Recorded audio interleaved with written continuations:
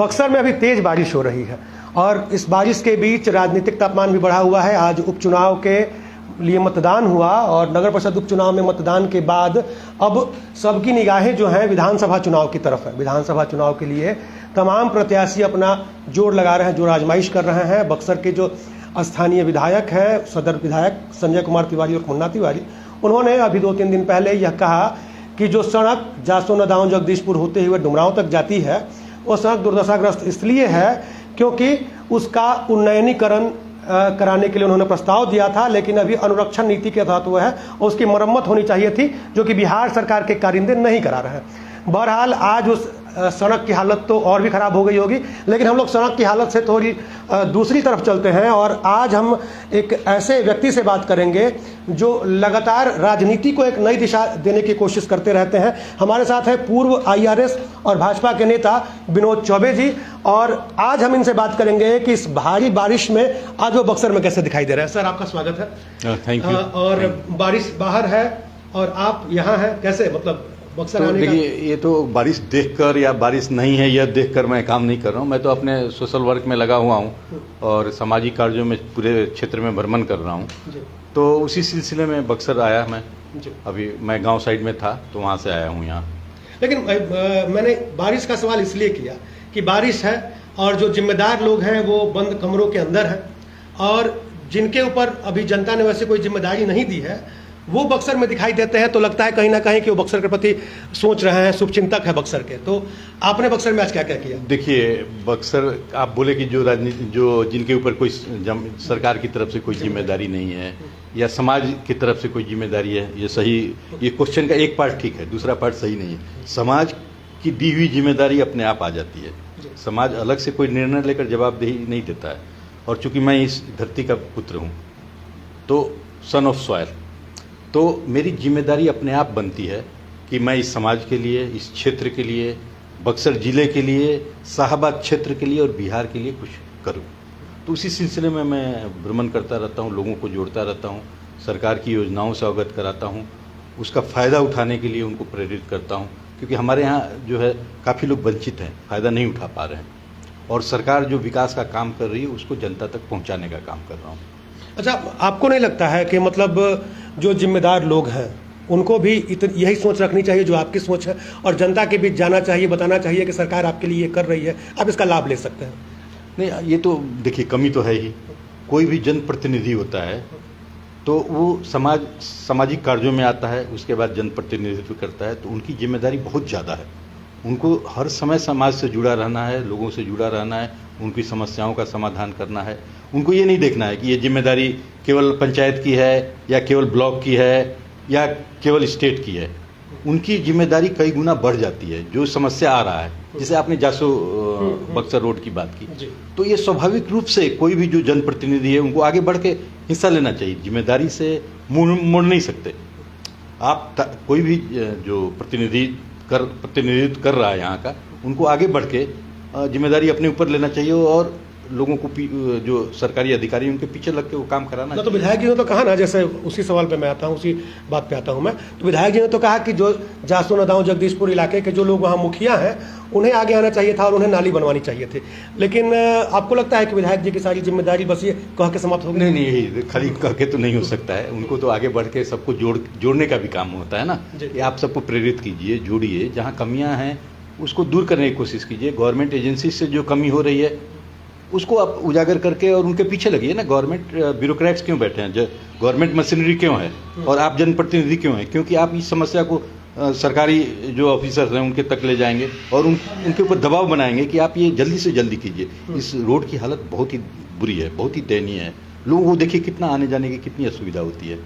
पानी में अभी गाड़ियाँ उलट जाती हैं इस पर चलते चलते, और उस गाड़ी का तो कहीं हिसाब किताब ही नहीं हो पाता है कि दुर्घटनाग्रस्त हो गई, लोगों को चोट लग गई।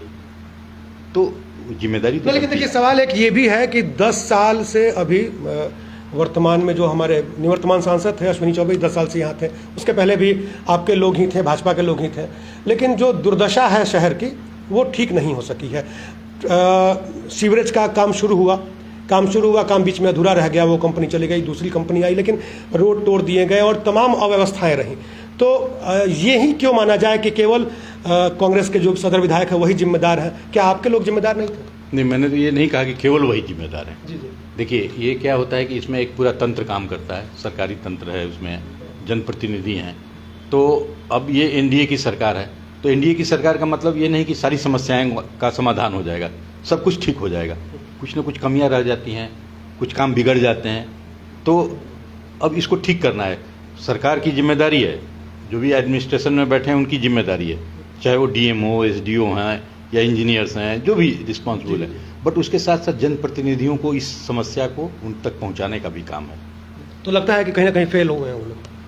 अब इसको ऐसा नहीं बोल सकते कि कोई फेल हो गया, कोई पास हो गया। ये कंटिन्यूअस प्रोसेस है जो चलता रहता है। कुछ कमियां रह गई हैं निश्चित रूप से, तो उसको हम दूर करने की कोशिश कर रहे हैं, और आगे जो भी जनप्रतिनिधि हैं, जो सरकार में बैठे हुए हैं, जो अधिकारी हैं, उनको भी दूर करना है। तो आप ऐसा नहीं बोल सकते कोई फेल हुआ है, कोई लेकिन पास। जैसे विधायक जी की बात करें तो विधायक जी ने कहा कि आपके जो अधिकारी हैं, कोई सड़क अगर अनुरक्षण नीति के तहत है तो 5 सालों में उसकी मरम्मत करनी होती है विभाग के लोगों को। तो विभागीय अधिकारी अगर मरम्मत नहीं करते हैं तो कहीं ना कहीं सरकार के लोग या सरकार को दबाव बनाना चाहिए, वो निरंकुश हो चुके हैं, ऐसा कहा जाए? नहीं, जनप्रतिनिधि ऐसा बोल के निकल नहीं सकते। फिर जनता उनसे पूछेगी कि आप सक्षम नहीं है क्या, तो फिर उसका क्या जवाब होगा? मान चुके हैं ना, तभी ना ऐसा बोल रहे हैं। नहीं, अब आप इतना डिटेल में जाएंगे तो मैं यही बोलूँगा कि भैया अगर आप जनप्रतिनिधि हैं तो आपके पास बहुत सारे साधन हैं, आप उस पर दबाव बनाइए। आप केवल बोल के कि ये उसकी जिम्मेदारी है नहीं निकल सकते। तो फिर जनता निर्णय लेगी आगे क्या करना है। जनता के निर्णय की बात आई तो अभी विधानसभा चुनाव है और आपके प्रत्याशी में लगता है कि 60-62 मतलब आपके पार्टी में 60-62 लोग प्रत्याशी बन के घूम रहे हैं। तो क्या लगता है कि जनता का निर्णय आपकी बार क्या होगा? सबसे पहले पार्टी का निर्णय बताइए कि क्या लगता है पार्टी किसे टिकट? देखिए, भाजपा एक डेमोक्रेटिक पार्टी है और हर कार्यकर्ता जो है वो कैंडिडेट बन सकता है। यहाँ कोई ऐसा नहीं है कि कोई परिवारवाद है। और अभी तो ऐसे में और संख्या बढ़ जाएगी। मैंने 60-65 कहा।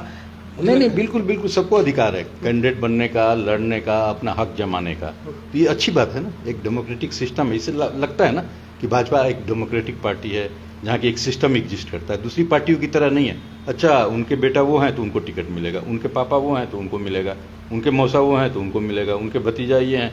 तो इस तरह का सिस्टम नहीं है। कुछ लोग यहाँ कोशिश करते हैं, बट कहीं ना कहीं पार्टी उस नीति को सपोर्ट नहीं करती है। ऐसा नहीं है कि वही समाज के लोग हैं ना, जो भाजपा में भी हैं, जो कांग्रेस में भी हैं, जो आरजेडी में भी हैं। तो यहाँ अगर किसी के मन में इस तरह की बात आती है परिवारवाद चलाने की, तो पार्टी अलाउ नहीं करता है। आपको रगड़ के काम करना पड़ेगा क्षेत्र में आके।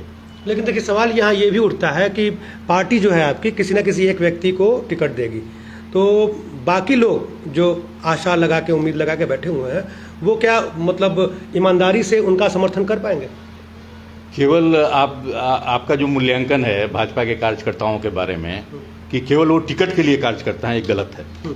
उनके अंदर जो कार्यकर्ता कौन बनता है, जो राजनीति के क्षेत्र में कौन लोग आते हैं? राजनीति के क्षेत्र में वही लोग आते हैं जो समाज के प्रति अपने को समर्पित करते हैं, सामाजिक कार्यों के प्रति उनकी रुचि रहती है। तो केवल इलेक्शन लड़ने के लिए यहाँ कार्यकर्ता नहीं बनते हैं। हाँ, उनको रहता है कि समाज में हम अपना योगदान दें, समाज के लोगों के हित के लिए काम करें, तो उस उद्देश्य से आते हैं। तो मुझे नहीं लगता है कि जैसे मान लिया कि कैंडिडेट तो एक ही लड़ेगा कोई ना कोई, चाहे 100 हो, आपने 70 बोला ना, मैं बोलता हूँ चलिए 70 की जगह 100 मान लीजिए, या 20 मान लीजिए, 40, जो भी आंकड़ा हो, आंकड़े में नहीं जाते हैं। तो मैंने बोला कि ये इनका हक बनता है, एज ए कार्यकर्ता ये चुनाव लड़ने के लिए सक्षम है, अपना दावेदारी कर सकते हैं। लेकिन कैंडिडेट केवल एक ही लड़ेगा, एक ही को टिकट मिलेगा। तो बाकी लोग जो हैं वो टिकट नहीं मिलने के चलते ऐसा नहीं है कि बगावत कर जाएंगे, वो कार्यकर्ता हैं पार्टी के, वो पार्टी के साथ जुड़े रहेंगे। और मुझे नहीं लगता है कि कोई विरोध होगा, जिसको भी पार्टी निर्णय लेगी सबका साथ देंगे। लेकिन आपकी इस बात से हम कैसे सहमत हो जाए? हमने पिछले चुनाव में देखा कि अगर टिकट नहीं मिला तो तमाम लोग जो थे, जिनको टिकट की आशा थी कि टिकट मुझे मिलने वाला है, नहीं मिला तो वो विरोध में खड़े हो गए। तो आज आप कैसे कहते हैं कि इस विरोध को आप शांत कर देंगे? तो आपके बोलने से मैं दो उससे आइडिया मिल रहा है। पहला कि लोगों ने विरोध कर दिया और उस कैंडिडेट को 100-200 या 0 वोट आया, ऐसा तो नहीं है ना। लेकिन हार तो गए ना, और आज तो आपका शाहबाद में सुपरा साफ हो गया। नहीं, वही आप बोल रहे हैं ना कि आपने बोला कि भैया बगावत कर दिए या साथ नहीं दिए, तो साथ नहीं दिए तो कैसे इतना वोट आ गया? मान लिया कि जीत और हार के बीच में 2500 का आंकड़ा है, 3000 का, जो भी आंकड़ा हो एग्जैक्ट, तो बाकी तो वोट आया ना, तो वो किसके समर्थन से आया। हाँ, यहाँ एक बात मैं बोलना चाहूँगा कि जो अपोजिशन जो है ना, वो जनता को गुमराह करने में ज़्यादा सफल रही। और हम लोग जो तो इसका मतलब जनता बेवकूफ़ है। नहीं, गुमराह करना, देखिए भोली भाली जनता होती है। सारी जनता बिल्कुल ज्ञानी और सक्षम और ये नहीं है ना, बहुत भोली भाली जनता रहती है। तो अपोजिशन का क्या काम है, जनता को गुमराह करना। वो जात पात के नाम पे ले आते हैं, जाति वाली फीलिंग तो है ही ना यहाँ बिहार में। ऐसा तो नहीं है कि बिहार जाति की फीलिंग से बाहर आ गया है। नहीं, लेकिन प्रशांत किशोर तो कहते हैं कि हम लोगों को ये कन्विंस कर रहे हैं कि जाति की फीलिंग से बाहर निकलिए। हाँ, अच्छा काम कर रहे हैं। अगर जाति की फीलिंग से बाहर लाइए, कुछ सामाजिक आंदोलन करिए। आप प्रशांत किशोर जी की बात किए ना, तो कुछ सामाजिक आंदोलन कीजिए कि हम इस जो वर्ण व्यवस्था है, जातिगत व्यवस्था, इससे कैसे बाहर आए। बट अभी तो है ना व्यवस्था। वो क्या प्रशांत किशोर जी नहीं बोल रहे हैं कि अभी व्यवस्था है ना व्यवस्था। तो जो अपोजिशन जो है ना, भाजपा का काम जो है जाति पर नहीं बांटना है। आज कोई भी स्कीम भाजपा की या ये केंद्रीय नेतृत्व की है, भारत सरकार की या बिहार की एनडीए की सरकार की है, तो उसमें कभी भी किसी कास्ट को उससे अलग तो नहीं किया गया, सबको बेनिफिट पहुंचाया तो गया। आप हार का कारण क्या मानते तो हैं? वही तो मैं बता रहा हूँ कि हमने काम बहुत किया। ये एनडीए की सरकार में देखिए काम, कितनी सारी योजनाएं लागू हुई हैं आपके सामने। आप बक्सर के रहने वाले हैं, आप दिन रात देख रहे हैं बक्सर से पटना की दूरी जो है 5-7 घंटे से घट के 2 घंटे में आ गई। गंगा जी के उस पार जाना हो तो आज देखिए कि पुल कितने सारे बन गए। गंगा में पहले 2-3 ब्रिज ही था ना, जो हम लोग बचपन से देख रहे थे, मोकामा के पास। हाँ, और उसके बाद 1-2 बने थे, फिर बाद में बक्सर में भी बना। लेकिन आज के टाइम में इसी सरकार में पिछले कुछ सालों में इतने सारे ब्रिज बन गए, तो ये क्या विकास नहीं है। आज देखिए एम्स, जो यहाँ से भाग के दिल्ली जाना पड़ता था, आप यहाँ से इलाज के लिए कहाँ भाग के जाते हैं, बड़ी कोई समस्या है तो पटना जाते हैं, दिल्ली नहीं जाना पड़ता। हाँ, आप बोलेंगे कि यहाँ पूरी व्यवस्था नहीं है, तो यहाँ सरकार कोशिश में लगी है। और हम लोग की मांग है, जो कमियां हैं उसको दूर कीजिए। हम अपने सरकार से भी मांग करते हैं कि जो भी कमियां हैं उसको दूर कीजिए। कोई भी शिक्षा के क्षेत्र में, तो हार की समीक्षा जो आप लोगों ने की थी, हाँ, उसमें मेरी वो बात छूट गई। देखिए, तो विकास का काम हो रहा है। अब क्या है कि हमारे जो कार्यकर्ता हैं या हम लोग गांव-गांव में क्यों घूम रहे हैं? 2 उद्देश्य से। एक कि जनता को जो स्कीम है गवर्नमेंट की, उसका वो फायदा उठा पाएं। बहुत सारे लोग हैं ऐसे, अनभिज्ञ हैं, अनजान हैं, भोले भाले हैं, कहीं ना कहीं उनको ब्यूरोक्रेटिक हर्डल आ जाता है, तो उनको हम उस बात को जगा रहे हैं, एहसास करा रहे हैं कि ये सारी स्कीम है, उसका फ़ायदा उठाइए। और दूसरा कि जो स्कीम लागू हो रही है, जो फ़ायदा हो रहा है, वो उसका एहसास कराना, उनको बताना कि देखिए इस शासन में जो एनडीए की सरकार है, जो मोदी जी के नेतृत्व की केंद्र की सरकार है, अमन चैन की है यहाँ पे। आप रात में, दिन में, रात में, जब भी दोपहर हो, धूप, शाम हो, रात हो, कभी भी आप आ जा सकते हैं। लेकिन जब अपोजिशन की सरकार पहले थी या बीच में थी, उस समय आप शाम को 5-6 बजे जब सूर्यास्त हो जाता था, उसके बाद बाहर नहीं निकल सकते। आपके पास इसके अलावा कोई मुद्दा नहीं है क्या? मतलब आप लोग जो है जंगल राज को पकड़ के बैठे हैं, और जो स्थितियां अभी हैं बिहार में, वो जंगल राज से कोई खराब तो नहीं है? लगता है कि वैसे ही मतलब हत्याएं हो जा रही हैं बक्सर में ही, अपने पटना की तो बात ही छोड़ दीजिए और आरा की। तो हाँ, मैं ये आपको बताता हूँ। देखिए, जंगल राज वो पूरा पीरियड एक लंबा टेन्योर मिला था, तो पूरी तरह जंगल राज था, इसमें तो कोई शंका की बात नहीं। ये आंशिक है, मानते हैं? नहीं, उसके बाद बीच में इन विरोधी पार्टियों की सरकार थी, उस समय भी फिर से जंगल राज की वापसी हो रही थी।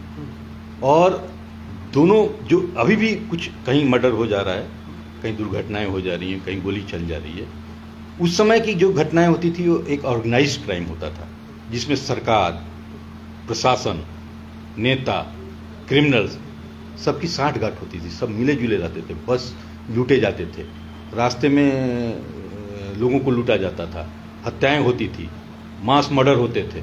तो उस समय एक ऑर्गेनाइज्ड क्राइम रहता था। आप गांव में आप याद कीजिए, आप शायद उस समय यंग एज में आपको याद होगा या नहीं, गांव में 200-200 लोग जाके लूटते थे घर को, और घर में जो कपड़ा जो डालने की रस्सी थी उसको लोग खोल के ले जाते थे, ऐसी लूट होती थी। पोछा का कपड़ा तक ले जाते थे, और उसमें चालाक लोग भी रहते थे। ऐसा नहीं था कि सारे मूर्ख और बेवकूफ़ थे और लुटेरे थे, लुटेरों में भी चालाक लुटेरे थे। जो उस समय ये था ना, किसान विकास पत्र, इंदिरा विकास पत्र और नेशनल सेविंग सर्टिफिकेट, NSC। हाँ, तो NSC में नाम और पता की जरूरत पड़ती थी, वो गांव के बाहर ले जाके छोड़ देते थे। ऐसी भी घटनाएं सुनने में मिलती थी उस समय, देखने में। मैं तो खुद उस समय देखा हूँ, सुना हाँ, तो हूँ। आज जमाना थोड़ा सा बदला है। हाँ, तो आज का मैं वो छूट गया पार्ट, मैं वो बताना चाह रहा हूँ कि देखिए आज का क्या होता है कि कुछ ऐसे क्राइम हैं जो कि सरकार नहीं रोक सकती। कैसे?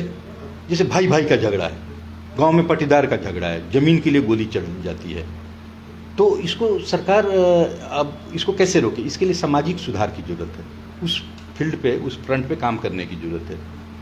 अगर कोई क्रिमिनल मान लिया कि चेन छीन कर भाग जाता है, तो पुलिस सतर्क है, देखिए पकड़ती है, ऐसा नहीं है। लेकिन अगर गैंग बना के और हर आदमी का चेन छीना जाए, हर औरतों का, 50 औरतों का, तो वो ऑर्गेनाइज्ड क्राइम हो गया है। तो आज वो नौबत नहीं है, छिटपुट घटनाएं हो जाती हैं, सरकार सजग है, कर रही है, तो आप इसको जनरलाइज मत कीजिए। तो अच्छा, ये तो ठीक है, लेकिन क्या आप बस इसी एक मुद्दे को आधार बना के जनता के बीच जाइएगा आपकी पार्टी? नहीं नहीं, आपने तो ये पूछा था ना अभी ये क्वेश्चन, तो फिर से मैं उसका जवाब देता हूँ कि आप बोल रहे हैं कि जंगल राज को मुद्दा बनाना। हाँ। नहीं, इसके अलावा और क्या आप? तो जंगल राज छोड़ दीजिए। हाँ। विकास क्या हुआ था उस समय और आज विकास कितना हो रहा है, तो हम विकास का भी मुद्दा है, हमारा मेन मुद्दा विकास का है। लॉ एंड ऑर्डर तो वो बताया जा रहा है कि उस समय क्या दुर्दशा थी। अभी कुछ समय पहले तो विकास की जब बात करते हैं हम लोग, मैं आपको थोड़ा सा रोकूंगा यहाँ पे, तो हम लोग एक और चीज़ देखते हैं कि जिस तरह से आप विकास की बात करते हैं, उस तरह से पैसों का अपव्यय जो कहा जाता है वो भी हो रहा है। पिछले बार जब नगर परिषद के चुनाव हो रहे थे, तो वर्तमान में जो अभी नगर परिषद के चेयरमैन प्रतिनिधि हैं, मैंने उनसे बात की थी, तो उन्होंने कहा था कि 35 लाख रुपए सफाई का बजट था, जो बढ़ के 52 या 55 लाख हो गया। मैं जैसे ही आऊँगा उसे कम करूँगा। मुझे लगता है कि अभी 85 लाख करीब हो गया 2-2.5 साल में, और बढ़ने की उम्मीद भी है। तो आप ये कैसे कह सकते हैं कुछ समय विकास तो उस समय कम होता था, अगर मान लेते हैं, तो खर्च भी कम था, जनता के ऊपर टैक्सेस भी कम थे, महंगाई भी नहीं थी। अब तो ऐसा नहीं है। नहीं, ये तो क्वेश्चन जो है वो थोड़ा सा अटपटा लग रहा है कि खर्चे कम थे इसलिए विकास नहीं हो रहा था, या विकास नहीं हो रहा था। ये मेरा कहना है कि जिस तरह से पैसे खर्च किए जा रहे हैं, मतलब तो अभी मैं आपको जैसे एक और उदाहरण दे देता हूँ। अभी हाल ही में जो यहाँ पे सीवरेज का प्लांट, सीवरेज वाला शुरू, तो उसमें था कि 85 करोड़ रुपए में सीवरेज का काम हो रहा था, ट्राईटेक कर रही थी, जिसको बाद में ब्लैक लिस्टेड कर दिया गया। 85 करोड़ से बढ़ के 100 करोड़ करीब हुआ, अब अभी 267 करोड़ या 287 करोड़ रुपया करीब उसका हो गया है। तो जिस तरह से 5 सालों में 85-86 करोड़ की योजना 267 करोड़ रुपए हो जाती है, और उसके बाद भी विकास आप क्या दिखाते हैं? ढहते हुए पुल, जो पुल ढह जा रहे हैं, या टूटी हुई सड़कें जो मतलब बनते ही टूट जाती हैं, या अधूरा ये NH 922, जिस पे ना तो कहीं घेराबंदी है और कई जगहों पे जो NH की दुर्दशा है उस पे जल जमाव तक हो रहा है। तो आप इसे विकास कहते हैं? NH ये जो बक्सर और पटना की बात कर रहे हैं, जिसको आपने बताया, में मैं तो मेरे को तो कहीं जल जमाव नजर नहीं है। जहाँ हम लोग बैठे हैं बारिश में मैंने पहले भी आया, जहाँ उसके ठीक बगल में उसके कुछ जगह देखिए ये ऐसा तो एकदम परफेक्ट सिस्टम नहीं हो सकता है, कुछ ना कुछ तो दिक्कत। आज दुर्घटनाएं हो रही हैं इसी रोड पे। देखिए सबसे बड़ा काम क्या होता है कि अगर मान लिया आपने हाईवे, नेशनल हाईवे बनाया और कुछ जगह प्रॉब्लम है, तो आप कितनी तत्परता से उसको ठीक करते हैं, वो ज़्यादा जरूरी है। आपको बता दिया गया और आप चुपचाप बैठ गए, वो सही नहीं है। और जो आप बता रहे हैं खर्चे बढ़ गए या उसमें कुछ नुकसान हो गया, तो ऐसा होना नहीं चाहिए। ऐसा कुछ भी होता है तो गलत है। देखिए हम गलत को समर्थन देने के लिए नहीं है, अगर कोई योजना गलत बनी है और उसमें पैसे का नुकसान हो गया है, वो बहुत ही गलत है, नुकसान नहीं होना। सीवरेज से तो अपने जो नगरवासी हैं, बक्सर नगरवासी, वो काफ़ी व्यथित हैं। उन्होंने कहा कि जो सड़कें बनी, मतलब बिना कोई टाउन प्लानिंग के ही काम शुरू कर दिया गया, सड़कें बनी उसे तोड़ दिया गया, सीवरेज का भी काम पूरा नहीं हो पाया। तो यही तो हो रहा है। और पैसे जो 85 करोड़ रुपए जो डूब गए धरती के अंदर, उसका क्या? तो देखिए ये मुद्दा मैं शुरू से ही उठा रहा हूँ। मैं जब 2013 से ये सामाजिक कार्यों में लगा हूँ जी, कि बक्सर जैसे है एक शहर है, तो इसका टाउन प्लानिंग बनाना बहुत ज़रूरी है। और बार बार मैं इस चीज़ को हाईलाइट करता हूँ, जब तक प्रॉपर टाउन प्लानिंग नहीं बनाएंगे, सब कुछ एक साथ लेकर, चाहे सड़क हो, नाली हो, सीवरेज हो, सीवेज का सिस्टम हो, ड्रिंकिंग वाटर की सप्लाई का हो, इलेक्ट्रिसिटी का, तो सबका एक इंटीग्रेटेड प्लान बनाना पड़ेगा। और ये बिहार का केवल बक्सर की बात नहीं, हर शहर के लिए प्लानिंग जो बहुत ज़रूरी है। उसमें हमारी सरकार जो है ना, वो मैं सरकार से आग्रह करूँगा कि इस पॉइंट पे उसको विचार करे और तत्परता से काम करे, क्योंकि शहरों का विकास बहुत तेज़ी से हो रहा है, आप देख रहे होंगे हर शहर का, चाहे बक्सर हो, आप हमारे शाहबाद क्षेत्र में ले लीजिए, जी डुमरांव, बक्सर, आगे कोचस, भभुआ, सासाराम, डेरी आंसोन, आपका दिनारा, नटवार, तो इन सारे शहरों का जो छोटे छोटे शहर हैं, बड़े शहर हैं, तो उनका तेज़ी से विकास हो रहा है। अब सरकार को अलग से, मैं अगर आग्रह करूं कि अलग से विभाग ही बना दूं ना, कि शहरी जो प्लानिंग है, टाउनशिप प्लानिंग, उसका अलग से विभाग बना दीजिए आप। तो नगर आवास एवं विकास विभाग तो देखता है ना इसको। तो इस चीज़ को हाईलाइट करना चाह रहा हूँ मैं, इस चीज़ को बताना चाह रहा हूँ कि इसको अलग से आप, इस मुद्दे को अलग से आप हाईलाइटेड कीजिए। सर आपको ऐसा नहीं लगता है कि जो नीति निर्धारक है जो वहाँ बैठे हुए हैं, हाँ। वो गलत नीतियाँ बनाते हैं? नीति गलत आप कैसे बोल रहे हैं? मैं प्लानिंग, वही प्लानिंग को लेके। हाँ, तो अगर देखिए, अगर टाउन प्लानिंग पूरा नहीं बना है और कोई स्कीम चालू कर दी तो 100% गलत है। इस पर रोक लगनी चाहिए, इसको सुधारना चाहिए। अगर आपने पूरा टाउन का प्लानिंग नहीं किया और वाटर सप्लाई चालू कर दिए तो कई जगह गड्ढे खुल जाएंगे, गड्ढे खोदने पड़ेंगे, या आप सीवरेज बना रहे हैं, ये सीवेज का बनी हुई सड़क तोड़ना पड़ेगा, ये पड़ेगा। तो आप इससे अच्छा है कि इसमें बहुत सारे वेस्टेज होने के चांस होते हैं। ये केवल बक्सर का या बिहार का प्रॉब्लम नहीं, ऑल ओवर इंडिया का प्रॉब्लम है। ये एक सोच में कमी है। देखिए, मैं बताना चाह रहा हूं तो आप एक ब्यूरोक्रेटिक सिस्टम है, इसमें एक सोच में बहुत बड़ी कमी है। ये पूरे देशव्यापी समस्या है कि ये लोग पहले रोड बना देंगे, फिर खोदना चालू करेंगे, फिर पानी का पाइप डालेंगे, फिर उसको बन जाएगा, फिर खोदेंगे, फिर वो सीवरेज का सिस्टम डालेंगे, कुछ और सिस्टम डालेंगे, केबल डालेंगे। ये पूरे देश का प्रॉब्लम है। इसमें चेंज लाना बहुत ही जरूरी है। ये बक्सर की केवल समस्या नहीं है, ये सोच की कमी हर जगह है। इसमें सुधार की इसमें सुधार की बहुत जरूरत है, और इसमें एक मुहिम चलाकर इसको करना चाहिए कि कैसे इसको ठीक किया जा सकता है। प्लानिंग बनाइए, प्लानिंग में आप ज़्यादा समय दीजिए, जब इम्प्लीमेंट कीजिए तो जल्दी कीजिए। यहाँ क्या करते हैं, पहले इम्प्लीमेंट कर देते हैं और फिर उसके बाद प्लानिंग चालू करते हैं, ये उल्टा होता है। तो ये एक कमी है, मैं हमेशा देखता आया हूँ और हमेशा बोलता हूँ। बक्सर में भी मैंने हमेशा ये कोशिश किया है कि वो किया जाए। अच्छा, बक्सर की बात अगर हम कर रहे हैं तो मैं फिर से वहीं लौट के चला आता हूँ। अब हम लोग चुनावी चर्चा थोड़ा सा कर लें। विधानसभा चुनाव चूँकि सामने है और मैंने पहले ही शुरुआत में ही कहा कि बहुत सारे लोग यहाँ पे जो है आए हुए हैं प्रत्याशी बन के। तो अब रह गई बात कि जनता के सामने एक बड़ा सवाल होता है। दल तो एक मैटर है, लेकिन दल के अलावे भी उन्हें किस तरह के प्रत्याशी का चुनाव करना चाहिए, ये एक सवाल होता है। तो फिर से जरा एक बार रिपीट कीजिए क्वेश्चन। मतलब ध्यान कहीं और चला गया था। सवाल मेरा यही था कि जनता के सामने एक प्रश्न यही रहता है कि मैं किस तरह के प्रत्याशी का चुनाव करूं। पहले तो आपने कहा कि जात को देख के लोग यहाँ वोट देते हैं, लेकिन लोग प्रयास कर रहे हैं, तमाम लोग प्रयास कर रहे हैं। तो आप इसमें किस तरह का प्रयास कर रहे हैं, जनता के बीच क्या जाके कह रहे हैं? देखिए, इसमें हमारी जनता को बहुत जागरूक होना पड़ेगा, जो जागरूक नहीं है उतनी उस लेवल तक, वो जागरूकता बढ़ानी पड़ेगी। कुछ मजबूरी भी हो जाती है, ऑप्शंस नहीं रहते हैं, कि जो ऐसे कैंडिडेट को चुनना चाहिए जो उनका सही ढंग से प्रतिनिधित्व करे। एक पढ़ा लिखा बैकग्राउंड हो, समस्याओं के बारे में जानकारी हो। उसका केवल जानकारी होना ही काफ़ी नहीं है, केवल पढ़ा लिखा ही होना जानकारी नहीं। उनके पास विजन हो कि कैसे उस प्रॉब्लम को सॉल्व करेंगे, कैसे इस क्षेत्र को, यहाँ के लोगों को के हित के लिए कैसे आगे कुछ काम कर पाएंगे। तो जनता को पूछना चाहिए हर नेता से, आपके पास क्या विजन है, आप इस यहाँ की समस्याओं को किस ढंग से समझ रहे हैं।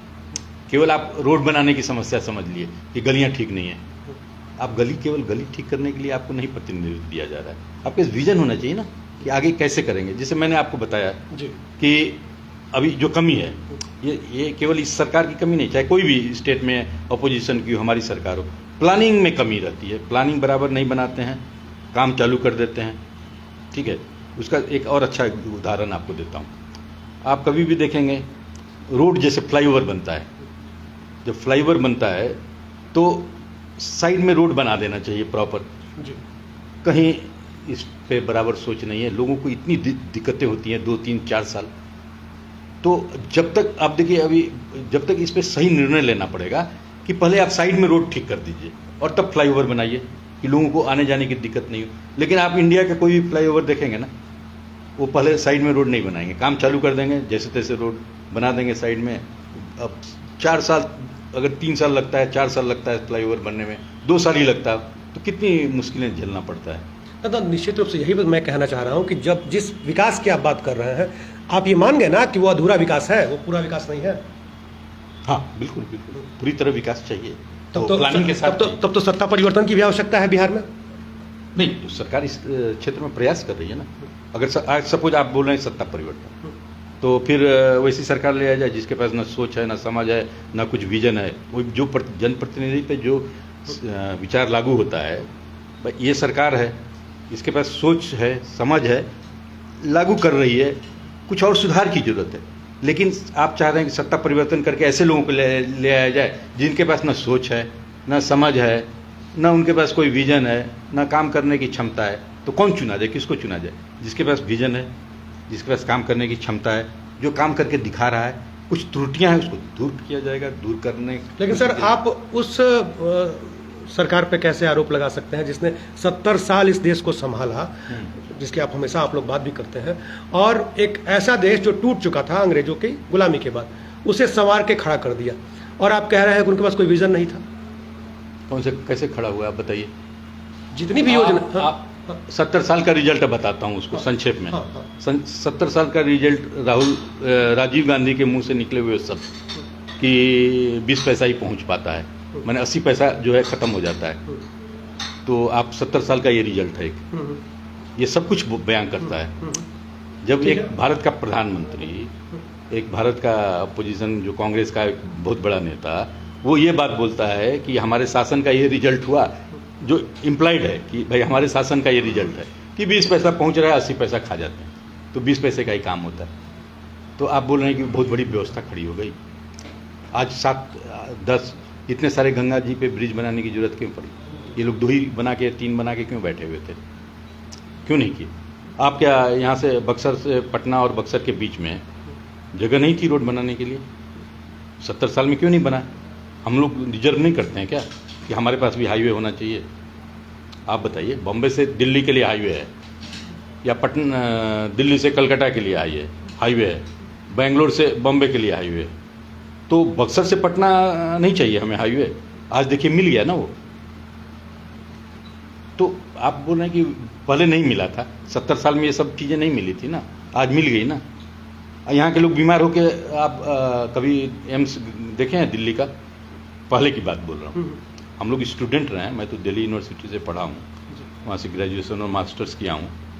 तो यहाँ के हमारे रिलेटिव लोग जाते थे इलाज कराने के लिए, हम लोग कॉलेज छोड़ के आते थे उनकी व्यवस्था के लिए। मेला लगा रहता था वहाँ पे, इतनी दुर्दशा होती थी, इतनी भीड़ आती थी, आप उस समय की स्थिति कल्पना नहीं कर सकते आज।